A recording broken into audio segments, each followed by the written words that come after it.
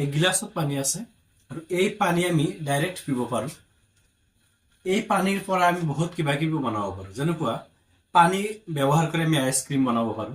পানী ভাত ৰান্ধোতে বা আঞ্জা ৰান্ধোতে বা বেলেগ বহুত প্ৰডাক্ট বনাওতে পানী ব্যৱহাৰ কৰা হয়। ওকে, ঠিক তেনেকে এয়া এটা লেমন বা নেমু। এই নেমু আমি ডাইৰেক্ট সালাদ হিচাপে খাব পাৰো, কিন্তু এই লেমনক ইউজ কৰি আমি চৰবত বনাই খাব পাৰো বা বিভিন্ন ধৰণৰ প্ৰডাক্ট বনাওতে এই নেমু ইউজ কৰা হয়। মোৰ হাতত আছে চক পেন্সিল।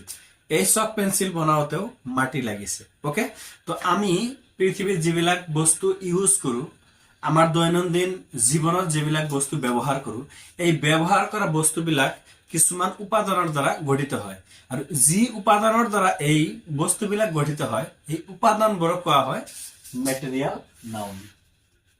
ওকে, যেতিয়া আমি পানী ডাইৰেক্ট খাম বা ড্ৰিংক কৰিম, তেতিয়া এই পানীটো আমাৰ এটা বস্তু। কিন্তু যেতিয়া আমি পানীৰ সহায়ত কোনো এটা বস্তু বনাম, প্ৰস্তুত কৰোঁতে পানী ব্যৱহাৰ কৰিম, তেতিয়া এই পানীটো হৈ যাব আমাৰ মেটেৰিয়েল নাউন।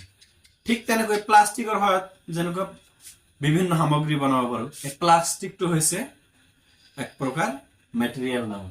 ওকে, তো মেটেৰিয়েল নাউনৰ কনসেপ্টটো একেবাৰে সহজ। আমাৰ ব্যৱহাৰ উপযোগী যিবিলাক বস্তু আছে, এই বস্তুবিলাক বনাওতে যিবিলাক ইনগ্ৰেডিয়েন্ট বা যিবিলাক উপাদান ব্যৱহাৰ কৰা হয়, এইবিলাকে হৈছে মেটেৰিয়েল নাউন।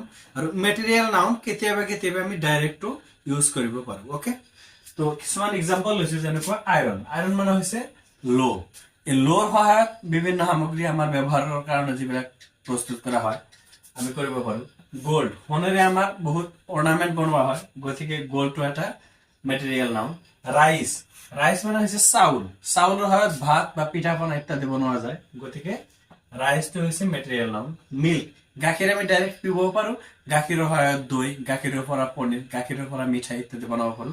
সো মিল্কটো আমি মেটেৰিয়েল নাউন বুলি গণ্য কৰিব পাৰো। ৱাটাৰটো প্লাষ্টিক, উড ইত্যাদি এনেকুৱা ধৰণৰ আমাৰ চাৰিওফালে থকা বেছিভাগ নেচুৰেল বস্তু যিখিনি আছে, তাৰ পৰাই মেক্সিমাম মেটেৰিয়েল নাউন পোৱা যায়।